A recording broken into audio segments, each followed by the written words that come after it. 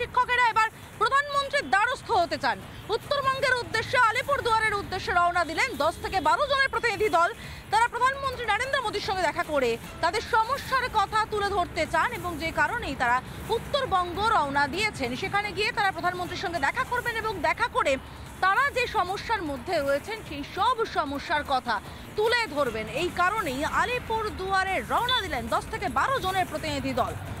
রূপা কর্মকার একজন চাকরিহারা শিক্ষক, তিনি কি বলছেন, কেন এবার প্রধানমন্ত্রীর সঙ্গে দেখা করতে চান তারা? তাহলে কি মুখ্যমন্ত্রীর আশ্বাসে একদমই ভরসা রাখতে পারছেন না তারা? আমরা শুনে নেব কি বলছেন চাকরিহারা শিক্ষক।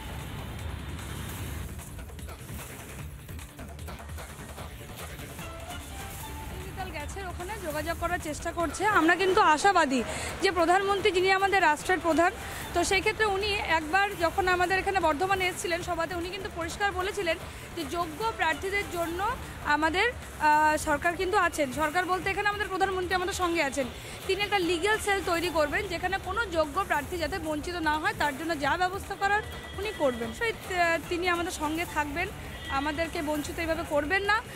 যেভাবে আমরা বঞ্চিত হয়েছি সেই ব্যবস্থাটা তিনি দেখবেন, আমাদের জন্য কোনো একটি সঠিক পদ্ধতি বা সঠিক পথ বের করে আমাদেরকে পুনর্বহাল রাখার ব্যবস্থা করবেন। আমরা এই ব্যাপারে অবশ্যই আশাবাদী।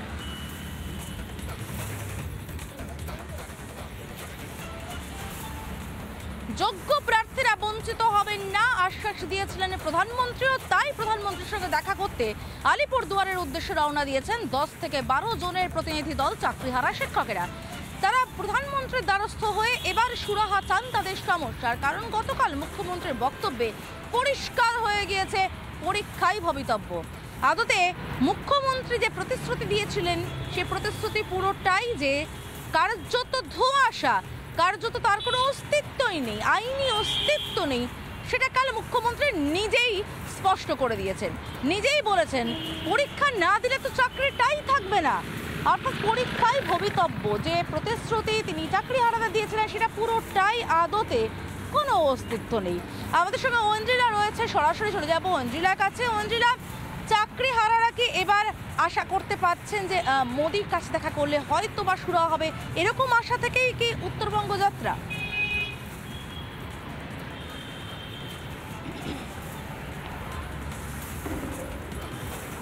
একদম একদম দেখো সমাজটা এই মুহূর্তে সেই আশাতেই তারা এই মুহূর্তে বুক বাঁধছেন চাকরিহারা শিক্ষক এবং শিক্ষাকর্মীরা।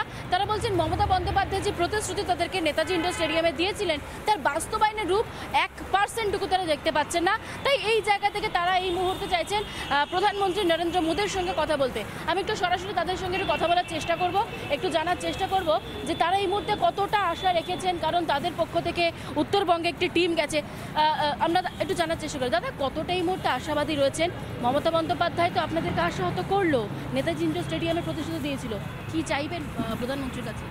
দেখুন, প্রথমত একজন দেশের প্রধানমন্ত্রী, তার উচিত বা তার কাছে আমাদের যেমন যাওয়া উচিত তারও উচিত যে আমাদের সঙ্গে দেখা করা, কারণ তিনি কখনো এত বড় একটা ইস্যুকে নিশ্চয়ই এড়িয়ে যাবেন না, এটা আমাদের মনে হয়।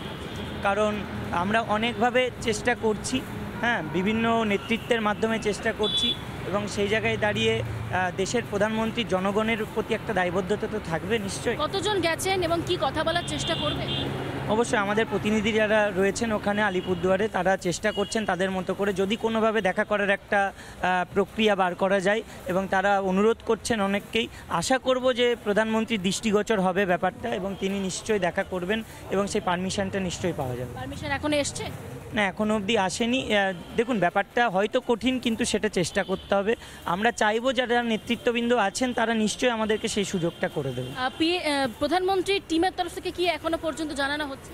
না, এখন অবধি জানানো হয়েছে যে এত সহজে সেটা সম্ভব নয়, কিন্তু যেহেতু একটা সিকিউরিটির ব্যাপার থাকে, আগে থেকে অনেক প্রোপাগান্ডা থাকে, কিন্তু কোথাও গিয়ে আমাদের মনে হয় যে এত বড় একটা ইস্যু যেখানে শিক্ষা ব্যবস্থা সম্পর্কিত, আর আমরাও তো দেশের সাধারণ জনগণের মধ্যেই পড়ি, তো সেই জায়গায় গিয়ে যেখানে জীবন জীবিকা ধ্বংস হতে চলেছে সেখানে ওনার সাথে দেখা করে যদি আমাদের বিষয়টা শুধু তুলে ধরা যায় ওনার সামনে। আশা নিয়েই তো গেছেন প্রধানমন্ত্রীর কাছে যে দেখা হবে, এবং প্রবলেমটা যদি তুলে ধরতে পারেন তাহলে হয়তো সবুজ সংকেত মিলতে পারে, আপনাদের পরে হয় কোনো উত্তর আসতে পারে, তাই তো? দেখুন, সমস্তটাই আইনের মধ্যে থেকে, এটা নয় যে প্রধানমন্ত্রীর সঙ্গে দেখা করলেই আইনের বিষয়ে আমরা জিতে যাব, কিন্তু আমাদের কথাটা তো তুলে ধরতে পারি, তার কাছে তো অন্তত বলতে পারি যে তার দেশের নাগরিক হয়ে আমরা আজকে নিজেদের জীবন জীবিকা অন্যের দোষের কারণে হারাতে চলেছি।